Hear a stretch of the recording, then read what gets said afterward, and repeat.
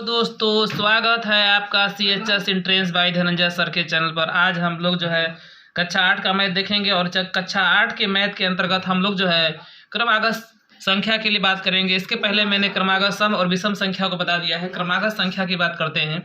अगर 3 क्रमागत संख्या निकालना है तो उसको किस प्रकार से मानते हैं, तो मान लेंगे माना पहली क्रमागत संख्या क्या मानेंगे, x मानेंगे।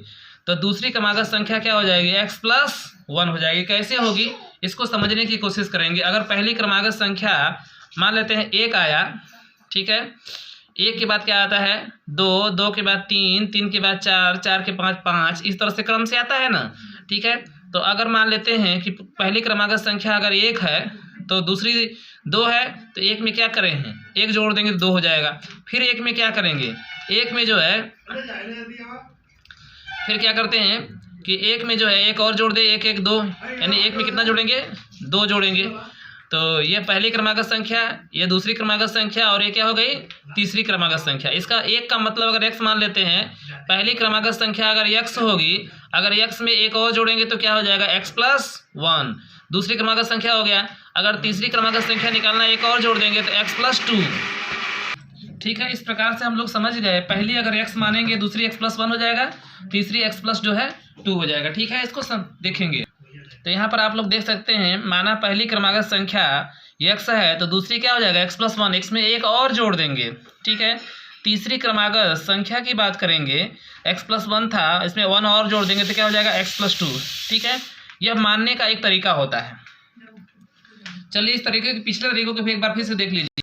जैसे आप लोग देख सकते हैं 3 क्रमागत सम संख्या दिया है, सम संख्या के लिए तो पहली क्रमागत संख्या अगर x मानते हैं तो दूसरी क्या मानेंगे x+2, ठीक है। इसमें 2 बढ़ जाएगा, इसको आप लोग याद कर लीजिएगा। तीसरी क्रमागत सम संख्या मानना होगा तो x+4 मानेंगे। यही चीज़ हम लोग विषम में मान सकते हैं। जैसे देखेंगे 3 क्रमागत जो है विषम संख्या दिया है, तो पहली क्रमागत विषम संख्या जो है x होगी, दूसरी क्रमागत विषम संख्या x+2 होगी, तीसरी क्रमागत विषम संख्या क्या हो जाएगी x+4 हो जाएगी, ठीक है।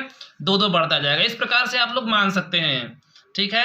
और यहाँ पर आप लोगों ने देख ही लिया कि 3 क्रमागत संख्या के लिए, ठीक है ना, तो पहली क्रमागत संख्या x होगी, दूसरी क्या हो जाएगी x+1 और तीसरी क्या हो जाएगी x+2, ठीक है। इस तीनों प्रकार की संख्याओं को आप लोग जो है अच्छे से याद कर लीजिए, ठीक है, ताकि सवाल लगाने में आसानी रहे। चलिए आगे देखते हैं। अगर आयु से संबंधित प्रश्न देता है तो वहाँ पर क्या कर सकते हैं। देखिए मान लेते हैं किसी व्यक्ति की जो वर्तमान आयु है वो क्या है x वर्ष है, ठीक है, क्या मान लिए x वर्ष है, और उसके पूर्व की आयु पूछेगा और बाद की आयु पूछेगा तो क्या करते हैं, यहाँ पर समझने की कोशिश करते हैं। चलिए एक एग्जाम्पल के माध्यम से समझते हैं कि कक्षा 8 का कोई विद्यार्थी है, उसका वर्तमान समय में उम्र क्या है 12 वर्ष है, ठीक है। अगर पूछा जाए कि जो वर्तमान उम्र है उसका अगर वर्तमान उम्र जो है 12 वर्ष है, ठीक है, तो अब जो है 5 वर्ष के बाद कितना होगा, 5 वर्ष बाद कितना होगा, इसका मतलब 5 वर्ष बाद निकालने के लिए उसमें 5 क्या करेंगे जोड़ देंगे। यानी वर्तमान उम्र अगर 12 वर्ष है, अगर 5 वर्ष बाद उम्र पूछता है तो 12 में 5 जोड़ देंगे तो कितना हो जाएगा 17 वर्ष हो जाएगा, ठीक है। अगर इस तरह से पूछता है कि कक्षा 12 के किसी विद्यार्थी का वर्तमान उम्र जो है 12 वर्ष है और पूछ दिया गया कि 2 वर्ष पहले, ठीक है, 2 वर्ष पहले जो है इसका उम्र पहले, या इसको बोल सकते हैं पूर्व, है ना, 2 वर्ष पहले या 2 वर्ष पूर्व जो है उसका उम्र कितना होगा।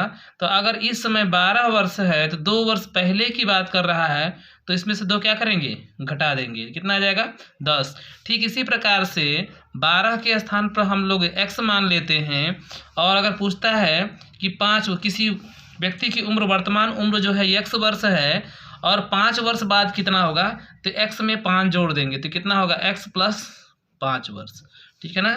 5 वर्ष बाद कितना हो जाएगा x+5 वर्ष हो जाएगा। और यही अगर पूछ लेता है कि 5 वर्ष पहले इसका उम्र कितना होगा, तो क्या लिख सकते हैं x-5 वर्ष, ठीक है। इसका मतलब कि जब पहले पूछा है तो हम लोगों ने x में से 5 को क्या किया है घटा दिया है, ठीक है। पहले के लिए पूर्व के लिए घटा देते हैं, और जब 5 वर्ष बाद पूछा है तो बाद के लिए यहाँ पर क्या करते हैं जोड़ देते हैं, ठीक है। इसी प्रोसेस पर हम लोग पूरा जो है आयु संबंधित किसी भी क्वेश्चन को जो है हल कर सकते हैं, ठीक है। चलिए इस तरीके से हम लोग प्रोसेस देखेंगे। और प्रोसेस देखने के बाद जब उदाहरण बनाएंगे तो वहाँ पर जो है काफ़ी आसानी होगा। जैसे मैंने मान लिया कि जो है वर्तमान आयु क्या है, किसी व्यक्ति की वर्तमान आयु क्या है, x वर्ष है। अगर बाद कह रहा है तो बाद के लिए क्या करते हैं, जोड़ते हैं। क्या करते हैं, बाद के लिए जो है जोड़ते हैं। अगर पूर्व की बात किया जाएगा, पूर्व आयु या पहले पूर्व और पहले अगर लिखा रहेगा तो उसके लिए क्या करते हैं हम लोग, घटाते हैं।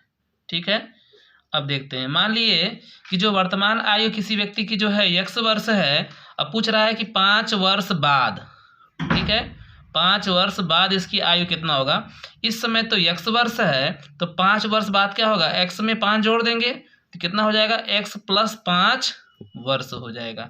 ठीक है, इसके बाद देखते हैं 5 वर्ष जो है पहले की बात करते हैं, तो 5 वर्ष पहले, 5 वर्ष पहले की बात करते हैं, इसमें 5 क्या करेंगे, घटा देंगे, तो x - 5 वर्ष हो जाएगा। ठीक है, इस प्रकार से हम लोग नियम को देखेंगे और सवाल को जो है हल कर सकते हैं। सबसे पहले मैंने नियम बताया, इसके बाद जो है अगले वीडियो में मैं सवाल को बताऊंगा प्रयोग करके, किस प्रकार से अनुप्रयोग करके देखेंगे। ठीक है, तो सभी क्वेश्चन को जो है आप लोग पहले नोट कर लीजिए और नियमों को जो अच्छे से पढ़ करके याद कर लीजिए। थैंक्स।